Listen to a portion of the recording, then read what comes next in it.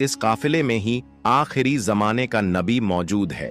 फौरन उसने अपनी किताबें निकाली, पढ़ा, देखा और पक्की तस्दीक कर ली। उसने जल्दी से अपने एक आदमी से कहा, जाओ इस काफिले के सारे लोगों को यहां बुलाओ, उन्हें दावत पर बुलाओ। वो आदमी गया और काफिले वालों से बोला, भाइयों, हमारे पेशवा ने आप सबको खाने पर बुलाया है, कृपया स्वीकार करें। सब लोग उस गिरजाघर में पहुंचे। पेशवा ने सबको अच्छी दावत दी।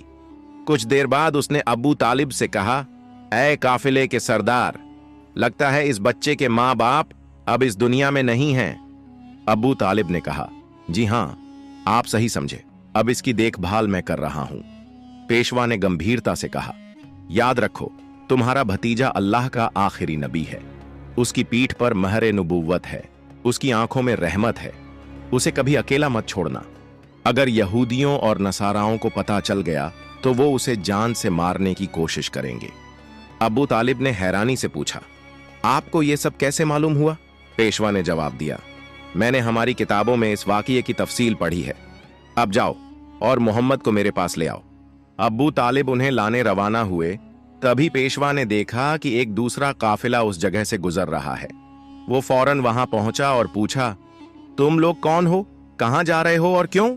उन्होंने जवाब दिया, हम रोम के सिपाही हैं, हमारे बादशाह ने हमें भेजा है।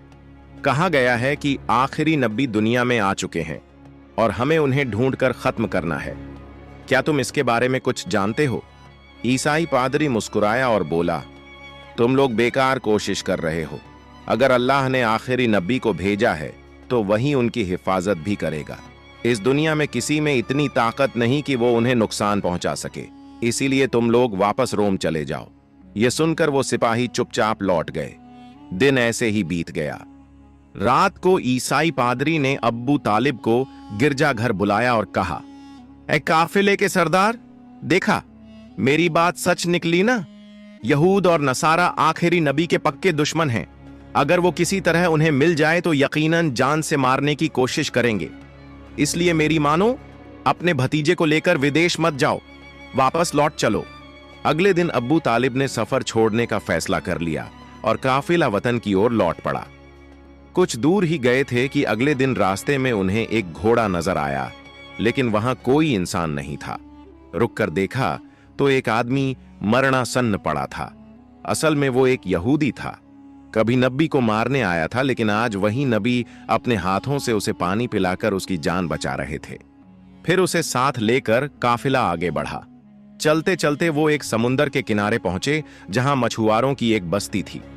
काफिला वहीं आराम के लिए रुका, मगर वो मछुआरे बुत परस्त थे और गहरे अंधविश्वास में डूबे हुए थे।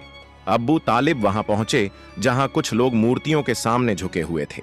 उन्होंने एक से पूछा, भाई, तुम लोग इस तरह मूर्तियों की पूजा क्यों कर रहे हो? उसने जवाब दिया, कई दिन से हमारे जाल में मछलियां नहीं आ रहीं, इसलिए समुंदर के देवता को खुश करने के लिए हम ये पूजा कर रहे हैं। उधर नबी करीम ने देखा कि एक बड़ी मूर्ति के पास एक औरत और उसका बच्चा जंजीरों से बंधे हुए हैं। उन्हें कुर्बानी के लिए बांधा गया था। मछुआरों का मानना था कि ऐसा करने से देवता खुश होगा और मछलियां वापस आ जाएंगी। तब नबी करीम धीरे से वहां पहुंचे और मां बेटे को उन जंजीरों से आजाद कर दिया। उसी पल एक मछुआरा आया और घबराकर बोला, जिन्हें कुर्बानी देने के लिए बांधा था, उन्हें कोई बच्चा आजाद कर गया है। यह सुनकर सब लोग गुस्से में नबी को पकड़ने दौड़े। अब्बू तालिब उन्हें रोकने के लिए आगे बढ़े, तभी और उनके साथ मछलियों की भरमार ऊपर आ गई। मछुआरे जाल डाल डालकर मछलियां पकड़